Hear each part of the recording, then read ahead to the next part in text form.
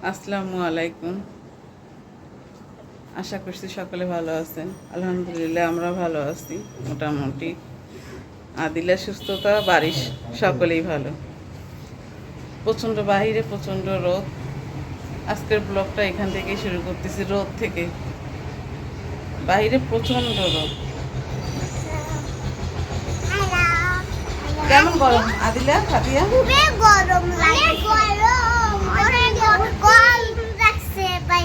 মুটকা ice cream খেতে যাই। গরমের মধ্যে ওদের ফুর্তি কি? ওদের ফুর্তির কারণ আছে।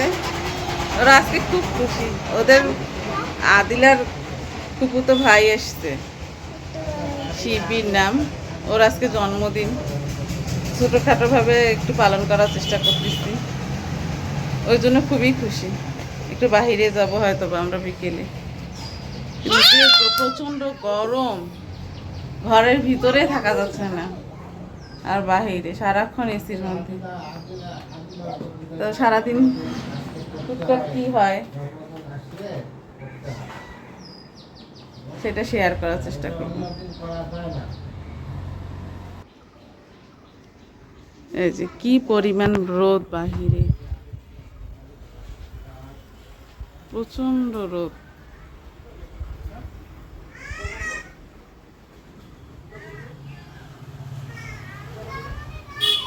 প্রচণ্ড রোদ, প্রচণ্ড, খুবই রোদ। বাহিরে থাকার মতন কোনো অবস্থা নেই।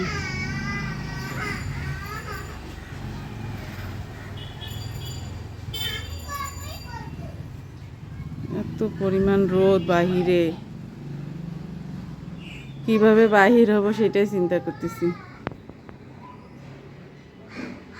বাচ্চাগুলো সারাক্ষণ এসির মধ্যে। তো আমাদের সঙ্গেই থাকুন, দেখা যাক সারাদিন কি করা হয়।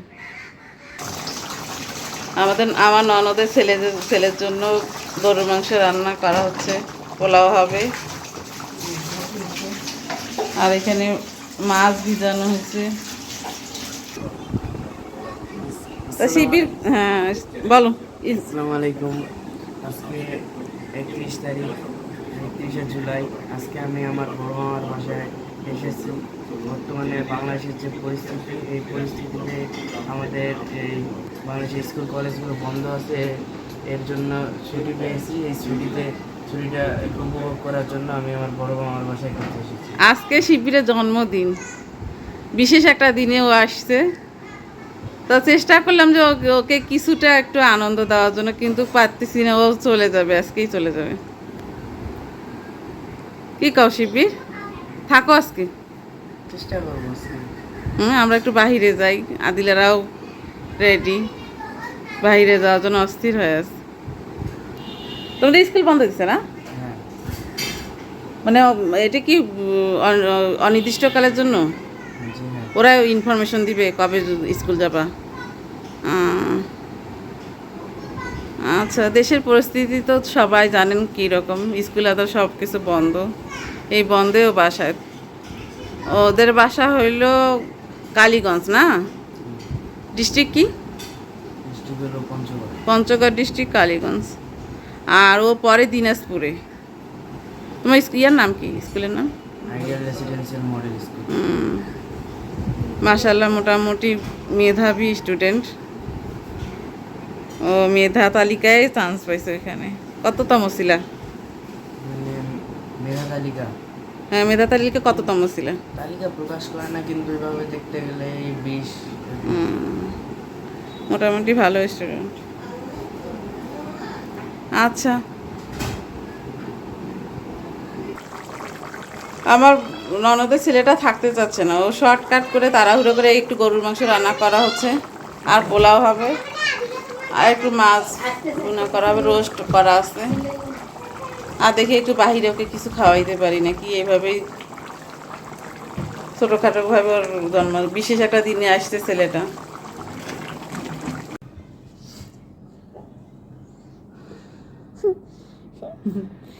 হাই, আমার কি হয়েছিল বলো তো সবাইকে। আমার এদিকে এসে বলো। আমার আম্মুর কি, বলবো না। কি হয়েছিল আমার মাথা যন্ত্রণা? মাথা যন্ত্রণা হয়েছে, খুবই গ্যাস, মাথা যন্ত্রণা। মাথার যন্ত্রণা। হুম। তুমি খাবা বলে? আপনাদের সঙ্গে সেই নয়া খাবা? দুপুরের বেলা দেখা হয়েছিল, একটু মুড়ি পরের মুড়ি নিচ্ছি না, একটু খাও দিচ্ছি কিছু। দিচ্ছি নিচ্ছি। দুপুরে দেখা হয়েছিল, আমার ননদের ছেলের আসছিল, জন্মদিন ছিল, একটু কেক টেক আনতে চাইলাম, ও লজ্জা পাচ্ছে, বড় হয়েছে তো, বলতেছে মামি আমি আর কেক কাটবো না এখন, আর আনাইলাম না। বাইরে যাইতে চাইলাম, বাইরের পরিস্থিতি তো এখন খারাপ, আর বের হইলাম না। তারপরে হঠাৎ আমি অসুস্থ হয়ে গেলাম, হঠাৎ প্রেশার বাড়ছে নাকি, মাথা যন্ত্রণা, তেল পানি বসাইলাম, একটু শুয়েছিলাম, এখন বোনটা পট্টু আমার কলে শ্যামাই মুড়ি খেলে তুলবই না, এই যে নিয়ে বসলাম একটু শ্যামাই মুড়ি খাবো। দুপুরে একটু পোলা মাংস খাইছিলাম, শ্যামাই মুড়ি খাই, একটু চা খাই, দেখি ভালো লাগবে।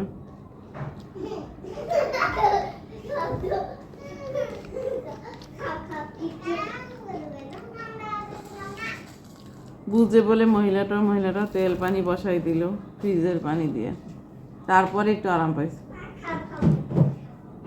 খায়া ঘুমাইছিলাম। এখন উঠে মনে হলো যে একটু চা খাই, তা আমার হলো যে একটু শ্যামাই মুড়ি খাতরা।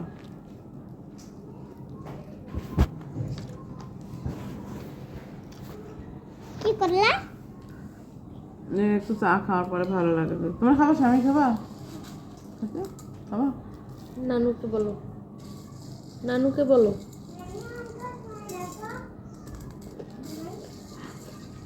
তাহলে আমার কি হয়েছিল মনে? হঠাৎ অসুস্থ হয়ে গেছিল আমিও সেমাই খাই। খবর সেমাই খাই ছোটবেলায়, দাদি সেমাই খাই। মুড়ি খাবা? মুড়ির ভিতরে ইয়ে আছে নাকি দেখি, কি আছে বলো? ধান টান থাকে। একটু মুড়ি মাখাই দিতে বলতো তোমার নানি মনে, মরিচ পিস দিয়া যাবো, একটু মুড়ি মাখাই দিতে বলতো, মরিচ পিস সরষের তেল দিয়ে।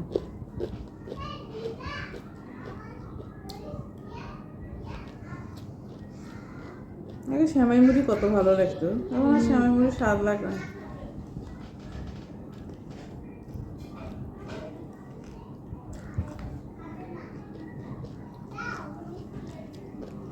তাতে তুমি কি খাবা?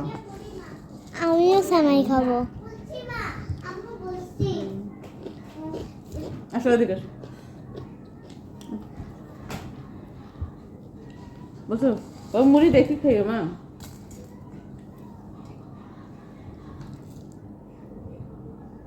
ননদের ছেলেটা আসছিল, চলে গেল কিছুক্ষণ আগে।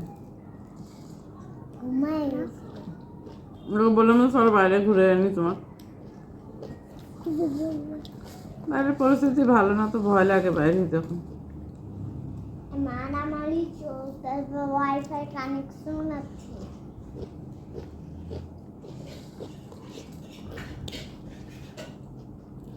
সবাই ভালো মুড়ি মাখি খাবো, একটু মরিচ ঝাল ঝাল করে, একটু পেঁয়াজ বেশি না, মরিচ বেশি দিই, সরিষার তেল দিয়ে। সরষের তেল দিয়ে সবাই ভালো লাগে না এখন। তখন আর একটু দিয়ে দেবো। এটা একটু আমি খাবো না, আমি ওগুলো খাবো না, আমার ভালো ভাতে লাগে। খাওয়া এটা তো মাটি আনি না, বাবু মুড়ি নিবি? তখন ওই ফাতিরে খাওয়ার প্লেটে আমি একটু পোলাও নিয়ে খেয়েছি। মাইটে নিয়ে যাও। একটু মাখাই দাও তোমার।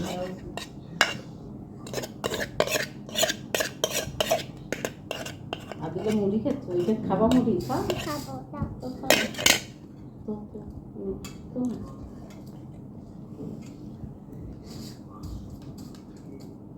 এসির ভিতরে ওদের ফুল হাতা জামা পরাই রাখি, ঠান্ডা লাগে, ওইটা কেউ দেই।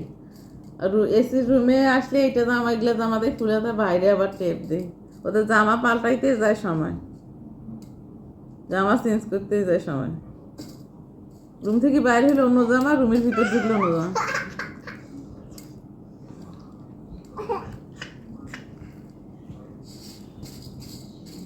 আমি ভাবিয়ে কইতেছ কি কি পোলাও এত মজা হয়েছে নানি। এরকম প্রতিদিন রান্না করি তো। এবার পোলাও চাল একবারে 1 বছরের জন্য আবাদেরটা নেই। আবাদেরটা দিনাজপুর থেকে নিয়ে আসবো খাঁটি পোলাও চাল। এখানে যে তোর ব্লগে বলে কে করার কথা, দিনাজপুরে আবাদেরটা করতে হবে। ওই আর বড় আম্মা করতে হবে। দিনাজপুরে আমরা পোলাও আবাদ করে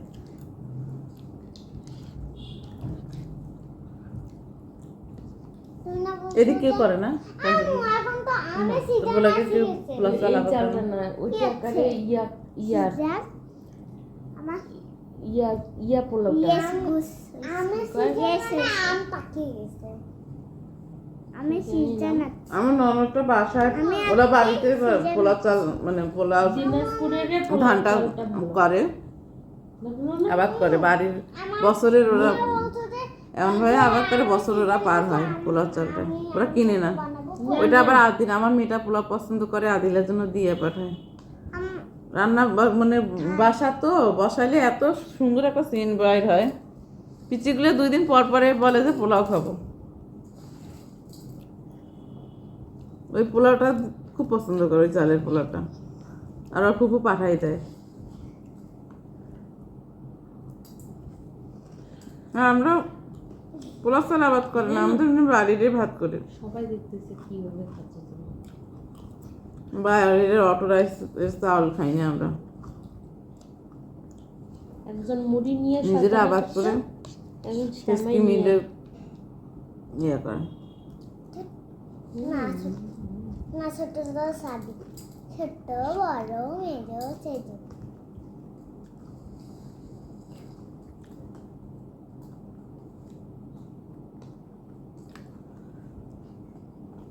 বেশ কিছুদিন মানে আমার উপর দিয়ে খুব একটা ঝড় গেছে। মেয়েটা অসুস্থ ছিল একটানা, বাড়ির পরিস্থিতি ভালো ছিল না, ওর বাবাও সমস্যা শারীরিকভাবে মানসিকভাবে।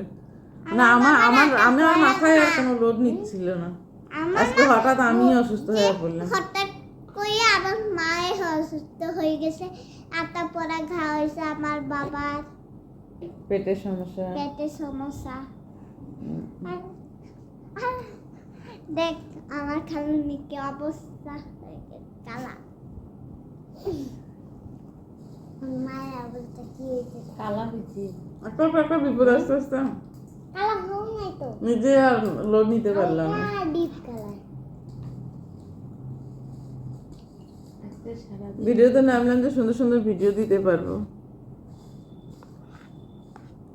পারতামও, কিন্তু এক এক সময় এক একটা ইয়ে আসতেছে হঠাৎ। এই ভিডিওতে নামার পর মানে যে বিপদ আপদ বেশি হইলো আমার। সাবস্ক্রাইব করবেন, তো সবাই ভালো থাকবেন। লাইক করে দেন, লাইক করে দেন আর সাবস্ক্রাইব করুন। বিপদ আমাদের যেন বিপদ আপদ মুক্ত রাখে আল্লাহ। দেশটা সে কবে স্বাভাবিক হয়, সব কিছু ব্যবসা বাণিজ্য, আদিলের বাবার অবস্থা।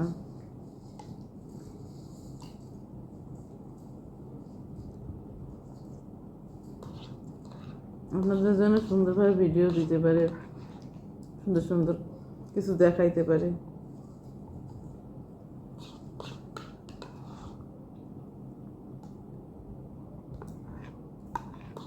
উত্তরবঙ্গে যে কিছু রান্না বান্না দেখাবো, প্যালকা শেয়ার করতে চাইলাম। শীতল আছে আমাদের এদিকে, দেখেন ওগুলো জোগাড় করতে পারতেছি না, করতে পারতেছি না। আপনাদের দোয়ার ভালোবাসায় আমরা কথা বলতে বলতে শেষ করে ফেললাম। দেখা হবে কাল পরশু।